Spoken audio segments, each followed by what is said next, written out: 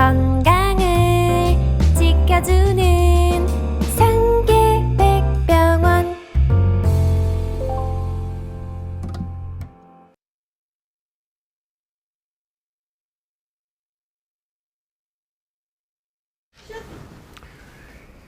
안녕하세요. 저는 인제대학교 상계백병원 혈액종양내과에서 근무하고 있는 유영진이라고 합니다. 여러분 만나뵙게 돼서 반갑습니다. 오늘은 빈혈에 대해서 같이 얘기하는 시간을 갖도록 하겠습니다.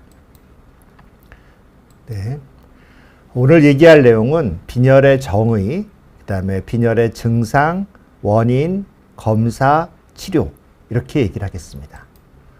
먼저 빈혈이란 무엇인지 정의부터 보겠습니다.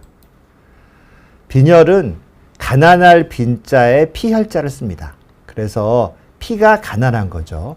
피가 부족한 거를 얘기합니다. 근데 피도 적혈구가 있고 백혈구가 있고 혈소판이 있는데 그 중에 특별히 적혈구가 부족한 것을 빈혈이라고 얘기합니다. 얼마나 부족하면 빈혈이 되느냐? 국제보건기구에서는 빈혈을 정의하고 있는데 혈색소 농도로 따집니다. 이거는 피의 붉은 피톨이죠.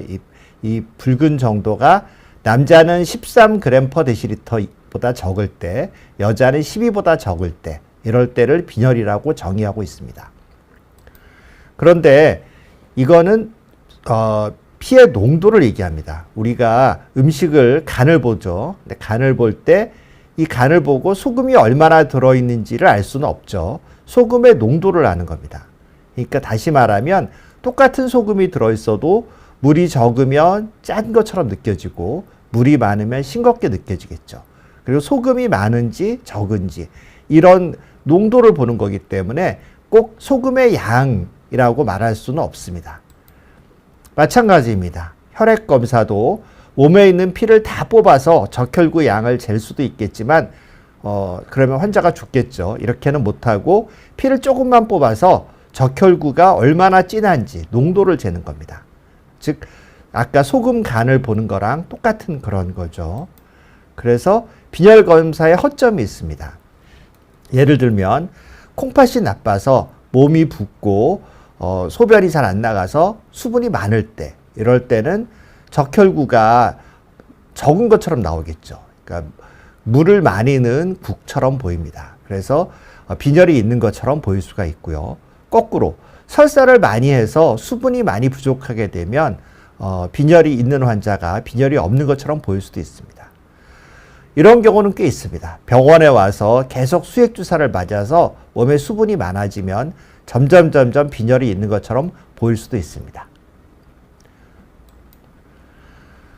전 세계의 빈혈의 빈도를 보면 이렇습니다. 이거는 파란색은 빈혈이 적은 나라들을 말하는 거고 빨간색은 빈혈이 많은 나라들을 말합니다. 보시면 거의 국민소득을 보는 것 같은 그래프입니다. 즉 가난한 나라들은 빈혈이 많고 부자 나라들은 유럽, 특히 북유럽, 그다음에 북아메리카 이런 데는 빈혈이 적습니다. 일본과 우리나라도 빈혈이 적습니다. 네, 질문이 들어왔는데요. 빈혈이 아닌데 철분제를 많이 먹으면 어떻게 되나요? 이거는 제가 나중에 그 치료에 대한 이야기를 할 때 얘기하겠습니다. 대부분은 철분은 몸에서 조절을 합니다. 그래서 철분제를 많이 먹어도 사실은 철분이 흡수가 되질 않습니다. 주사를 맞으면 강제로 흡수가 되기 때문에 많이 흡수가 되지만 그냥 먹는 약에 철분을 먹으면 필요 없는 철분은 흡수가 되지 않고 다 대변으로 나가기 때문에 별 문제가 되지 않습니다. 그렇지만 이거는 대부분이고요. 일부 환자들은 철분 흡수에 장애가 있는 경우가 있습니다. 철분이 많이 흡수되는 장애가 있는 거죠. 그래서 조절이 안 되는 환자가 있습니다. 그래서 그런 분들은 철분 과다가 되고요. 철분 과다는 심각합니다. 철분이 심장이나 간에 쌓이게 되면 굉장히 기능이 나빠지기 때문에 철분제를 무조건 먹는 것은 좋지 않습니다. 철분 과다는 몸에 해롭습니다. 네, 그래서 빈혈의 정의는 다시 말씀드리면 혈색소 농도로 한다. 양을 재는 게 아니다 라는 거고요. 혈액검사 수치로 기준을 한다. 그리고 이 빈혈과 증상은 좀 다르다라는 겁니다. 이거는 그냥 정의다라는 것이고요. 그 다음에 빈혈의 증상에 대해서 보겠습니다. 사람들이 빈혈 그러면 어지러운 것과 같다고 얘기를 합니다. 그렇게 생각을 합니다. 그래서 환자분은 빈혈이 있으세요 하고 제가 얘기를 하면 저 어지럽지 않은데요? 그렇게 얘기하지도 않죠. 저 빈혈 없습니다 라고 얘기를 합니다. 그래서 왜 빈혈이 없다고 생각하시죠? 그러면 전혀 어지럽지 않으니까요 라고 얘기합니다. 빈혈은 어지러운 것과는 다른 겁니다. 아까 얘기했듯이 적혈구가 부족한 게 빈혈이라고 얘기를 했습니다. 적혈구는 어떤 역할을 하는지를 보면 산소에 공급하는 역할을 합니다. 공기 중에 산소가 있죠. 이게 폐로 들어옵니다. 그러면 이 폐에서 적혈구로 산소가 들어가게 되고 적혈구는 산소를 운반해주는 자동차 역할을 합니다. 즉 다시 말하면 적혈구가 부족해지면 산소가 들어와도 몸에 움직여지질 않습니다. 몸으로 가지 않는 그런 현상이 나타납니다. 그래서 빈혈은 적혈구가 부족한 현상이고 혈액검사 결과를 알 수가 있다. 그 다음에 적혈구는 산소를 운반하는 일꾼이다. 빈혈이 있으면 산소를 운반하는 일꾼이 적으니까 산소 운반이 잘 되지 않는다라고 할 수 있습니다. 아스피린을 많이 먹는 사람한테 빈혈이 발생할 수 있는지 나왔는데요. 그건 좀 이따 제가 빈혈의 원인에 다시 한번 보도록 하겠습니다. 결론부터 말씀드리면 발생할 수 있습니다. 아스피린은 빈혈을 일으키는 원인 중에 하나입니다. 자, 다시 돌아가서 보면 공기 중에 산소가 없으면 어떻게 되죠? 산소가 몸에 못 들어오죠. 폐가 나쁘면 적혈구로 산소가 못 들어가죠. 심장이 나쁘면 적혈구를 움직이지를 못하죠. 이런 사람들은 어떻게 됩니까? 산소가 없는 데를 가면 숨차죠.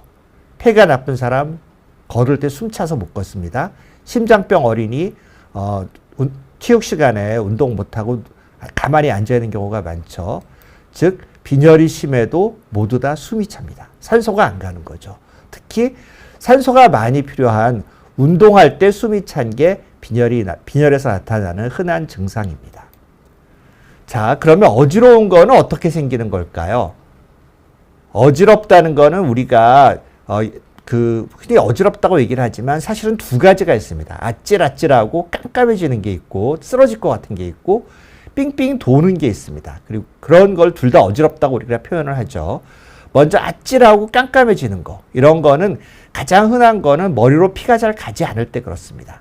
즉 기립성 저혈압이라는 게 있는데 이거는 누워있을 때는 피가 머리로 잘 가는데 갑자기 벌떡 일어나면 심장에서 머리가 높아지니까 더 세게 피를 보내줘야 되는데 이런 게 좀 잘 안 되는 거죠. 그 다음에 심장박동이 불규칙한 경우 빈혈도 이럴 수 있습니다. 이런 여러 가지 원인들이 어지러울 수가 있고요. 빙빙 도는 거 이거는 주로 귀 안쪽에 문제이거나 뇌에 문제가 있는 경우에 이렇습니다.